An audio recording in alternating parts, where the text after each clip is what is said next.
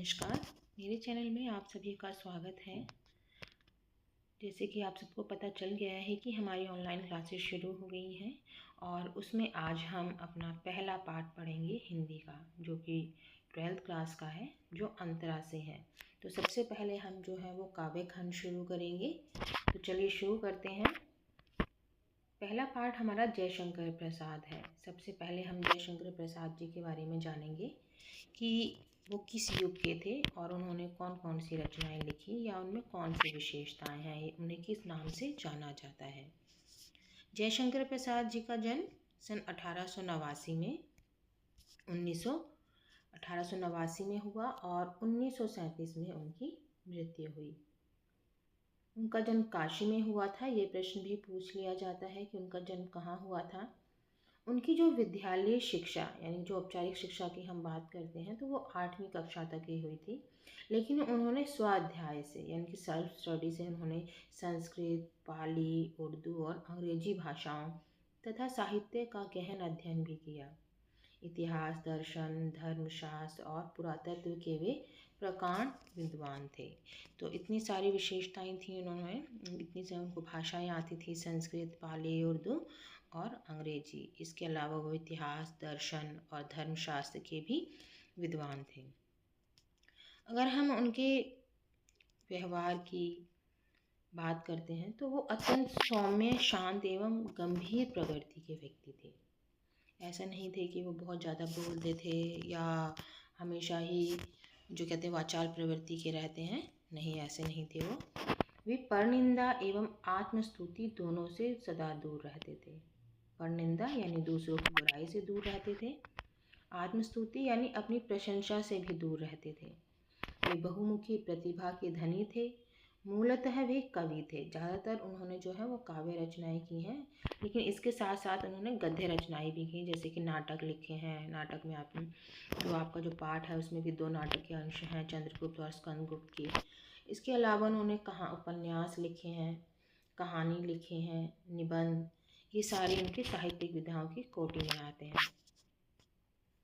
प्रसाद जी साहित्य में राष्ट्र जागरण का स्वर प्रमुख है। संपूर्ण साहित्य में, विशेषकर नाटकों में, प्राचीन भारतीय संस्कृति के गौरव के माध्यम से प्रसाद जी ने ये काम किया है। उनकी कविताओं, कहानियों में भारतीय संस्कृति और जीवन मूल्यों की झलक मिलती है। जितने भी उनके नाटक रहे हैं या रचनाएं हैं वो भारतीय संस्कृति से संबंधित है, यानी कि भारतीय संस्कृति की झलक उसमें मिलती है। प्रसाद ने कविता के साथ नाटक, उपन्यास, कहानी संग्रह, निबंध आदि अनेक साहित्यिक विधाओं में लेखन कार्य किया है। उनकी अगर हम प्रमुख रचनाओं की बात करते हैं तो अजातशत्रु, स्कंदगुप्त, चंद्रगुप्त, राजश्री, धुर स्वामिनी, ये उनके नाटक हैं। कंकाल, तितली, इरावती, ये उपन्यास है, जिसमें इरावती जो है वो उनका अधूरा उपन्यास है। आंधी, इंद्रजाल, छाया, प्रतिध्वनि और आकाशदीप उनके कहानी संग्रह हैं। कहानी संग्रह का मतलब है कि इन रचनाओं में उनकी बहुत सारी कहानियों का संग्रह है। काव्य और कला तथा अन्य निबंध, ये उनका निबंध संग्रह है, यानी कि काव्य और कला ये क्या है, उनकी निबंध की रचना है, निबंध की पुस्तक है। झरना, आंसू, लहर, कामायनी, कानन कुसुम और प्रेम पथिक, ये सारी उनकी कविताएं हैं। तो इनके जीवन से कुछ और संबंधित तथ्य ले लेते हैं हम, कि जैसे कि इनके और भी नाम हैं, उपनाम या किस नाम से इन्हें पुकारा जाता था।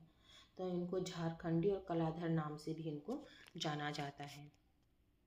चलिए तो अपने पाठ पर चलते हैं हम। हमारे इस पाठ में 2 नाटक लिए गए हैं, स्कंदगुप्त और चंद्रगुप्त। तो सबसे पहले हम जो नाटक है स्कंदगुप्त के बारे में पढ़ेंगे कि ये किस पृष्ठभूमि से लिया गया। ये भी एक ऐतिहासिक नाटक है, सबसे पहले आप लोग याद रखेंगे और इसकी पृष्ठभूमि देख लेते हैं। स्कंदगुप्त का जो ये नाटक है उसमें देवसेना का गीत लिया गया है। देवसेना कौन थी? देवसेना मालवा के राजा बंधु वर्मा की बहन है। हुणों के आक्रमण से आर्यावर्त संकट में है। बंधु वर्मा सहित उस परिवार के सभी लोगों को वीरगति प्राप्त हुई।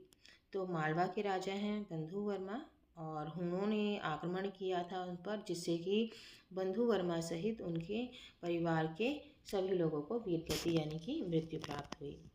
बची हुई जो देव सेना भाई के सपनों को साकार करने के लिए और राज सेवा का व्रत लिए हुए है। अब उसे लगता है कि जो देवसेना है कि मेरे भाई नहीं है, परिवार के अन्य सदस्य भी नहीं है, तो उन सब का जो काम है, अधूरा काम है, वो देवसेना करेगी। इसलिए राष्ट्र सेवा का उसने व्रत ले लिया है। लेकिन इससे पहले देवसेना के जीवन के बारे में भी बताया है कि देवसेना को स्कंदगुप्त की चाह थी, यानी कि जो देवसेना है वो स्कंदगुप्त से प्रेम करती थी। लेकिन स्कंदगुप्त जो है वो मालवा के धन कुबेर की कन्या विजया का स्वप्न देखते थे। यहाँ पे देखिए लव ट्रायंगल की बात हुई है।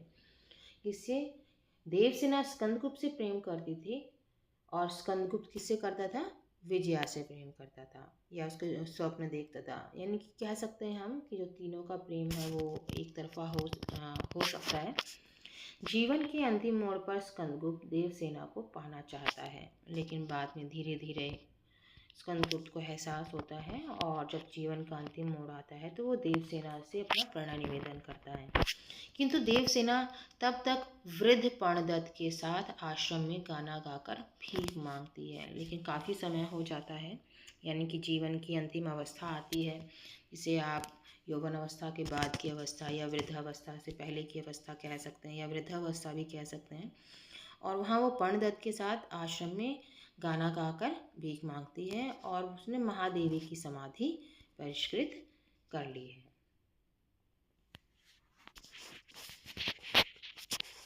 चलिए आगे देखते हैं।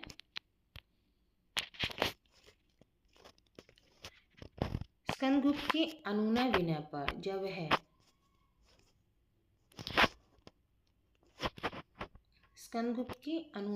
पर जब वह तैयार नहीं होती तो स्कंदगुप्त आजीवन कुंवारा रहने का व्रत ले लेता है। जैसे देवसेना ने राष्ट्र प्रेम का व्रत लिया है, वैसे ही स्कंदगुप्त ने आजीवन कुंवारा रहने का व्रत लिया है। इधर देवसेना कहती है, हृदय की कोमल कल्पना सो जा, जीवन में जिसकी संभावना नहीं, जिसे द्वार पर आए हुए लौटा दिया था, उसके लिए पुकार मचाना क्या तेरे लिए अच्छी बात है। अब देखिए यहाँ पे क्या है, हृदय की कोमल कल्पना सो जा।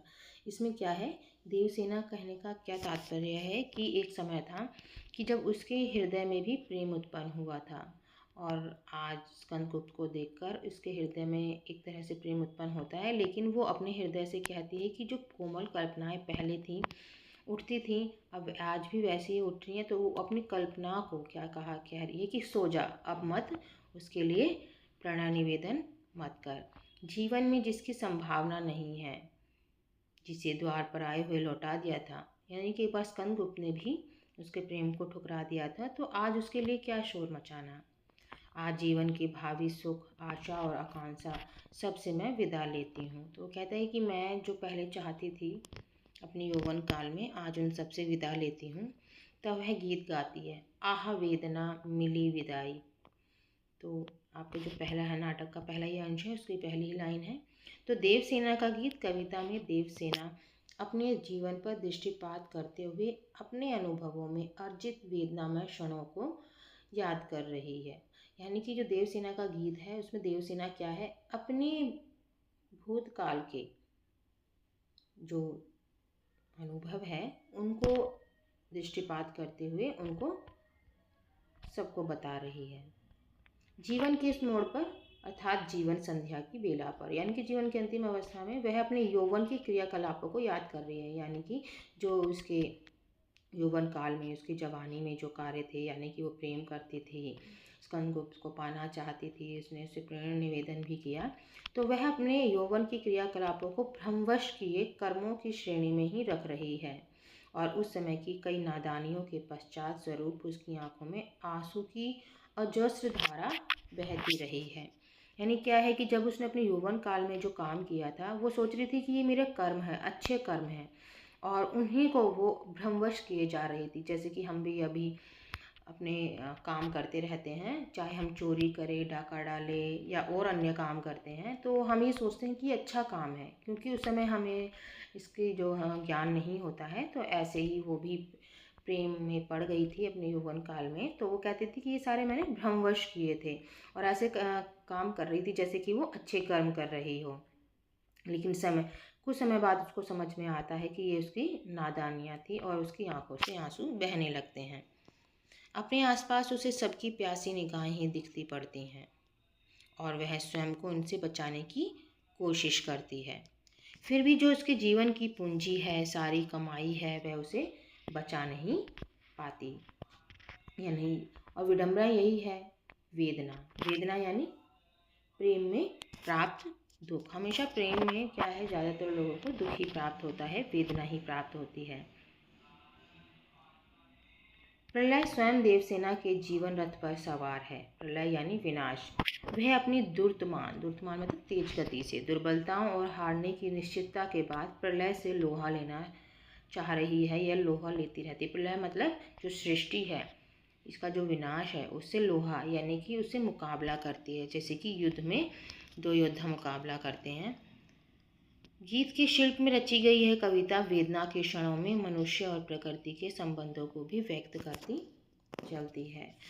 तो ये जो नाटक है, ये शैली में है, मतलब हम इसको गा कर भी व्यक्त कर सकते हैं। और इसमें सिर्फ वेदना है, यानी कि देवसेना के जीवन के यौवन काल की हम कह सकते हैं विस्मृतियाँ हैं, यानी कि वो अपने जीवन यौवन काल को याद करती है।